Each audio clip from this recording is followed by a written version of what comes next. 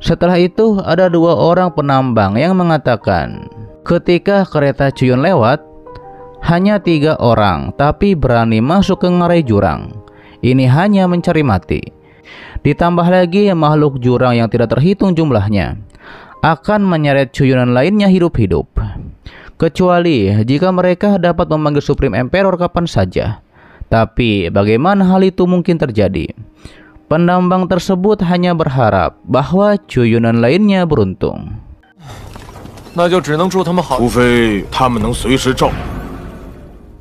Terlihat Cuyun dan lainnya sedang memasuki jurang tanpa angin.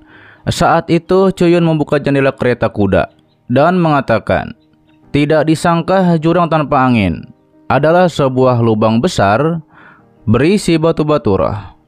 Senior bilang awalnya ini adalah sebuah lembah besar, namun kemudian umat manusia menemukan cadangan batu roh besar di sini. Setelah lebih dari 3000 tahun penambangan dan penggalian, tempat ini telah digali ke dalam jurang yang tidak berdasar.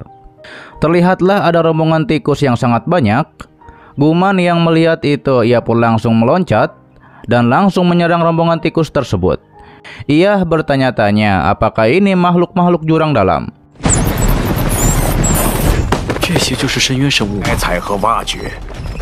Sementara Cuyun heran, mengapa ia tidak bisa merasakan jejak aura jurang dalam.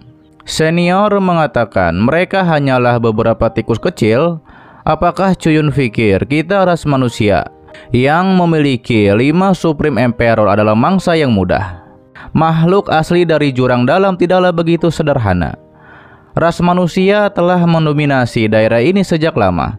Cuyun mengatakan kepada Guman, selain menggunakan teknik membelah langit, jangan gunakan teknik tempur lainnya. Selain itu, Cuyun tidak ingin tikus-tikus ini menabrak kereta kudanya. Guman pun mengerti apa yang diperintahkan oleh Cuyun.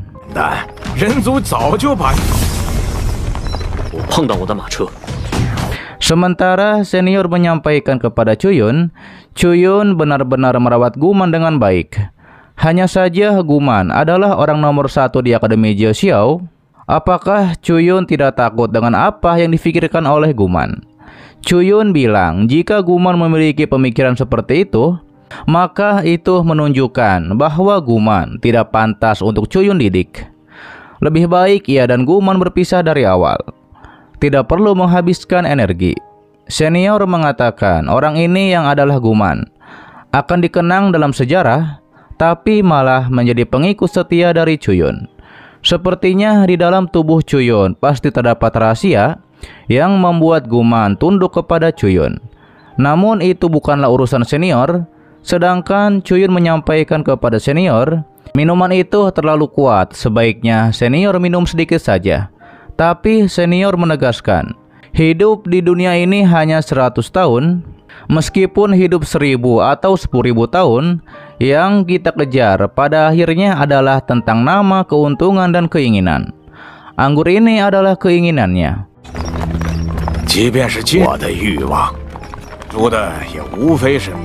Senior juga mengatakan walaupun ini berbahan logam, tetap saja sulit untuk mengatasi erosi waktu. Kereta ini hanya menggunakan kayu biasa, yaitu sebagai bahannya. Namun bisa bertahan selama 30.000 tahun, yaitu tanpa membusuk atau hancur. Memang pantas sebagai senjata Kaisar 9 Pola. Cuyun menjelaskan senjata Kaisar 9 Pola tidak bernilai 300 juta, namun teknik tempa yang tersembunyi di dalamnya sangatlah berharga. Jika pasukan manusia semuanya dipersenjatai dengan senjata Kaisar 9 Pola dan mengenakan armor Kaisar 9 Pola, maka pasukan iblis tidak akan bisa menahannya. Setelah itu terlihatlah kembali rombongan tikus yang akan menyerang. Ketika itu Cuyun memberikan minuman anggur kepada Guman dan menyuruhnya untuk teruskan. Lantas Guman langsung meminumnya dan menyerang para tikus dengan kekuatan pedangnya. Sementara Cuyun dan senior sedang asik minum di dalam kereta.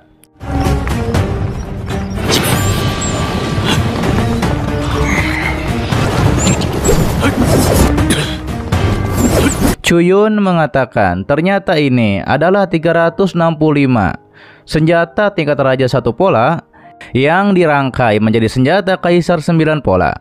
Hanya jika Chuyun memahami aturan dan hukumnya dengan baik, ia dapat menggunakan bahan-bahan biasa untuk membuat senjata kaisar 9 pola. 9 bulan kemudian, terlihatlah seorang tetua mengatakan, pemilihan bakat baru tahunan sudah dimulai.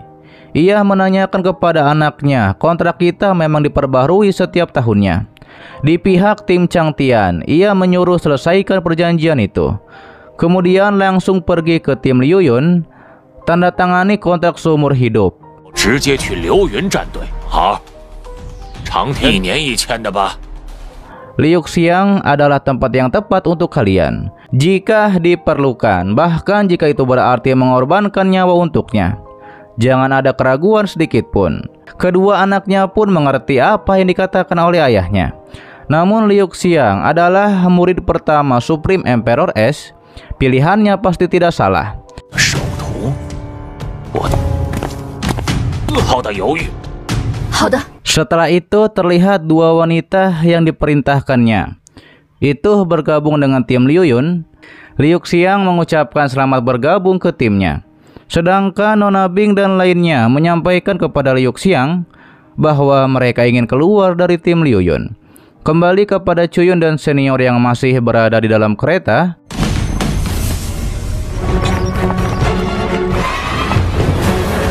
Sementara di atas kereta kuda, Guman nafasnya terengah-engah setelah menyerang begitu banyak rombongan tikus. Ia pun kelelahan sampai terjatuh dari atas kereta kuda. Sedangkan rombongan tikus masih terus berdatangan. Hingga akhirnya Chuyun mengeluarkan budak pedangnya untuk menyerang para rombongan tikus tersebut. Kemudian Chuyun pun membawa Guman ke dalam kereta.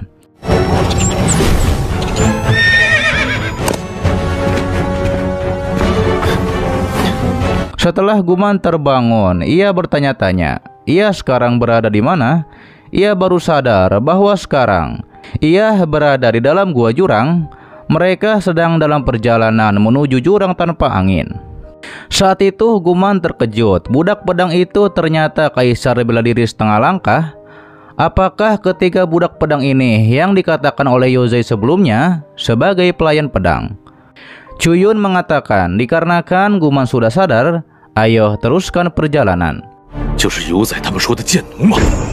啊，半步。是。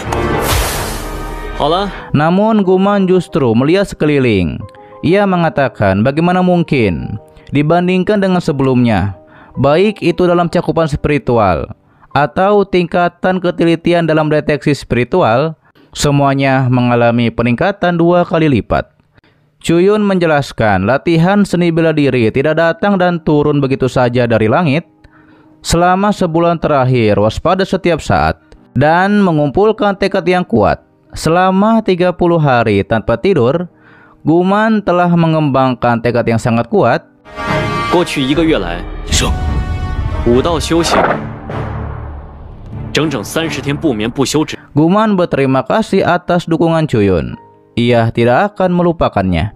Chuyun bilang jika Guman bertahan selama 6 hari lagi, berpegang pada ajaran 36 hari, maka Guman seharusnya sekarang sudah menjadi kaisar bela diri.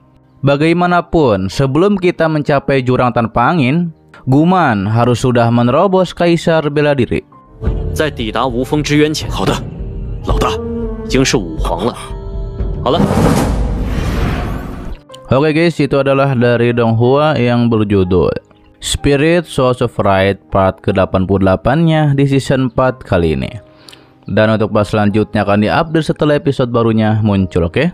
Terima kasih buat kalian yang menonton sampai detik ini dan selalu support channel admin. Sehat-sehat buat kalian semua dan jangan lupa di subscribe agar kalian tidak ketinggalan setiap notif berikutnya, loncengnya juga.